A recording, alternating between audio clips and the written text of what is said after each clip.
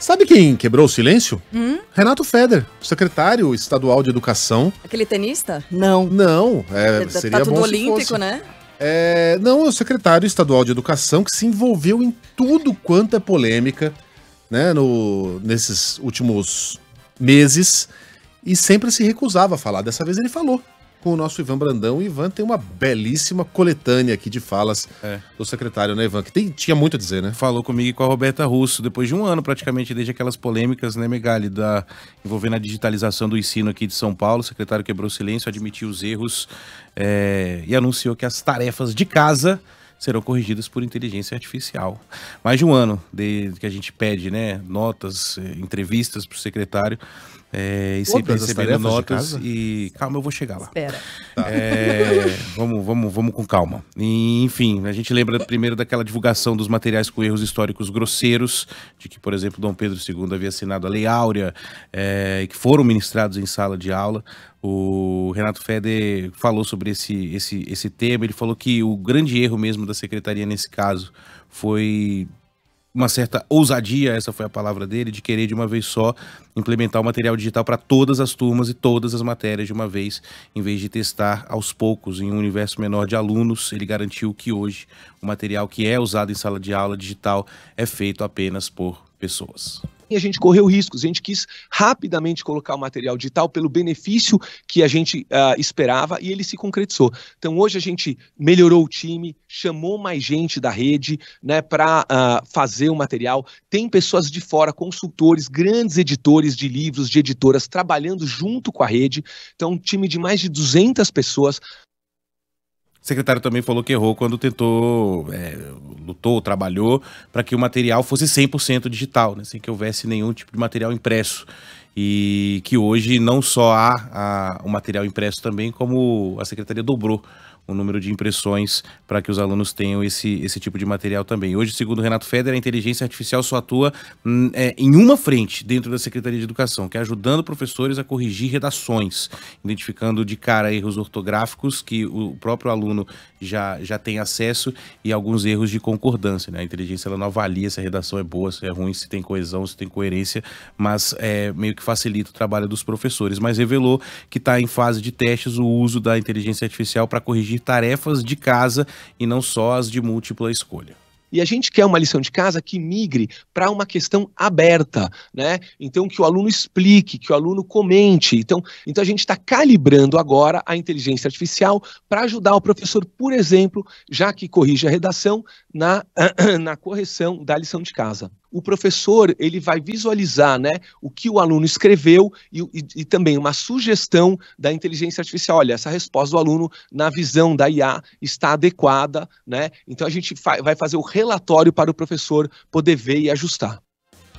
Então hoje a IA você consegue utilizar ela para corrigir questões de múltipla escolha, porque já são presetadas, né? E o que eles estão fazendo em teste, inclusive com uma parceria com a Microsoft, com o ChatGPT, é que essas respostas abertas, as questões abertas também tenham ali o auxílio da inteligência artificial. Isso não tem data para começar a ser implementado aqui em São Paulo. O secretário também comentou sobre a implementação das escolas cívico-militares. Em São Paulo, um tema polêmico. Segundo ele, ainda que seja uma parcela menor da comunidade escolar, se os diretores e os pais querem esse modelo, mesmo que sejam poucos, o governo precisa dar essa escolha. Hoje são 302 pedidos oficiais de diretores para transformarem as escolas que administram em escolas cívico-militares. Renato Feder cita que existem escolas problemáticas ao defender esse modo de gestão. A gente tem escolas que são muito desafiadoras, onde a indisciplina é mais forte, o respeito ao professor é baixo, né? O respeito à rotina, aos procedimentos, aos horários é baixo. E é muito difícil você mudar a cultura, né? Então, dependendo da vulnerabilidade, dependendo da falta de respeito que há, quando você coloca um monitor que vai, quando você coloca a rotina, procedimentos, horários, isso tende a ajudar. E aí eu questionei algumas coisas, eu e a Roberta Russo, que fizemos essa entrevista com o secretário, se isso não pode ajudar, na verdade, a pessoa a se evadir da escola, né? Se você tem um aluno que é indisciplinado e você traz a polícia militar para dentro dessa escola, o que garante que ele vai ser, de alguma forma, reeducado, ou simplesmente vai abandonar, ou vai deixar de frequentar aquele local. E fica a impressão que a única instituição que pode garantir a disciplina são os militares. É a arma, é a força bruta. Vou tirar o bruta. É a força, né? Quando a disciplina em sala de aula deveria ser garantida pela pedagogia. São coisas diferentes, que não deveriam se misturar. Então, e aí ele fala isso, que nesse caso, esses alunos eles podem sair, mas podem simplesmente ir para outra escola. E uma outra questão que a gente colocou foi, essa lei que autorizou, que foi aprovada aqui em São Paulo, autorizando a implementação da escola cívico-militar, ela é alvo de uma ação no Supremo Tribunal Federal, que alega inconstitucionalidade, o que a Advocacia Geral da União, que já se manifestou nesse processo, o próprio Ministério da Educação também já se manifestou pela inconstitucionalidade, que eles alegam que o Estado, né, uma Assembleia Legislativa, ela não pode alterar uma lei, ela não pode alterar um modelo de educação que é definido por um Plano Nacional de Educação. Então, que essa é uma questão federal. Então, se isso for implementado, tem que ser implementado em nível federal e não, o Estado não pode criar um modelo novo de educação que não esteja contemplado pelo Plano Nacional de Educação. Então, questionei ele sobre isso também. Ele falou que caso o Supremo derrube a lei, ele vai cumprir o que foi decidido. E aí ele falou sobre esse plano B, Megali, para as escolas em que já que existem essas escolas que estão numa situação delicada, que tem problemas de segurança. Se você não puder implementar esse que é o plano A, o que poderia ser feito nessas unidades? A gente vai seguir o que a justiça está fazendo. A cívico-militar é uma ferramenta a mais. Então a gente não vai utilizar, por exemplo, muitas escolas, já cerca de 20% das nossas escolas, a gente contrata seguranças.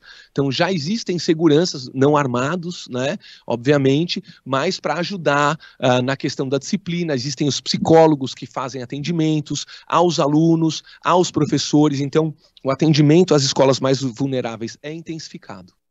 É isso, com pedagogia e segurança não armada, né? Enfim,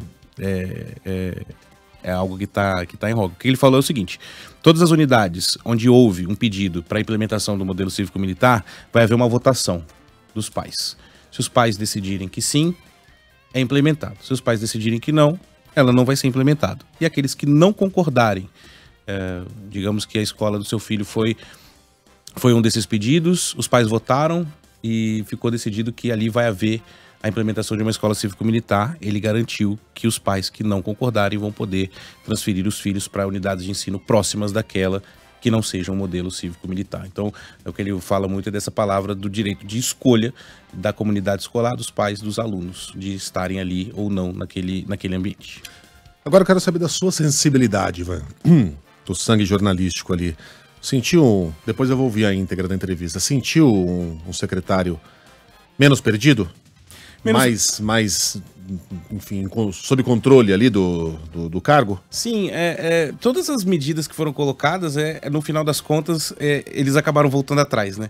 O que incomodava muito era justamente a falta de alguma resposta em relação àquilo que aconteceu. Mas alguns momentos, por exemplo, da entrevista em que ele fala assim, de fato, os erros históricos nos slides, foram erros pequenos. E a gente questionou, eu e a Roberto, erros pequenos, mas que provocaram a exoneração de um coordenador pedagógico. Quer dizer, não é um erro pequeno, né? Você demitiu alguém porque ele errou, o erro é grande. Mas a gente abriu a entrevista bem desse jeito, né? Falando assim, a gente está aqui com o secretário Renato Feder, que não dá muita entrevista, né, secretário? Então a gente vai recuperar lá do ano passado os assuntos para a gente tratar aqui. E no final ele falou que vai dar mais entrevistas, né? E vai falar mais, e que seja bom de falar em todos os momentos, né? Agora, em que ele defende que os números melhoraram, que a evasão escolar diminuiu, que, enfim, que agora há uma sintonia entre a secretaria e os professores, nossos ouvintes, a gente tem muitos ouvintes professores, eles vão comentar que estão usando material digital. Tá funcionando dessa vez? Melhorou o material digital? Ajuda? É sempre esse o nosso termômetro, né? O que ele fala é isso. Agora estamos numa sintonia, melhorou os números, diminuiu a evasão, e aí ele colocou a cara ali para dar uma entrevista. Mas é sempre importante que quando coisas como aquelas que aconteceram no ano passado, ele também esteja pronto para falar, né, Megali? A gente está falando aqui dos erros dos slides, mas a gente pode falar aqui de quando o governo do estado de São Paulo desistiu de aderir aos livros do Plano Nacional. O aplicativo. O aplicativo que foi instalado nos celulares dos professores sem nenhum tipo de anuência, as licitações, as compras sem licitação, a empresa do qual ele foi sócio participando de compras da Secretaria de Educação. Então, assim, são muitas as polêmicas que simplesmente o secretário não falou, né? Então, agora ele volta para falar em um momento, vamos dizer assim, de uma avaliação mais positiva, mas a gente abordou esses assuntos aqui, no final das contas ele acabou reconhecendo os erros e todos eles, isso é um fato, a Secretaria voltou atrás, né? Isso. E que acabe esse negócio de não dar entrevista, né? É difícil de falar. Quem é difícil de falar é o Chico Buarque, que é um artista meio recolhido na dele. Ele não deve satisfação à população. Ele não é agente políticos público. Devem, né? Isso. O secretário não pode ficar escondido no gabinete. Tem que falar o tempo todo com a imprensa, né? Que vire um hábito isso.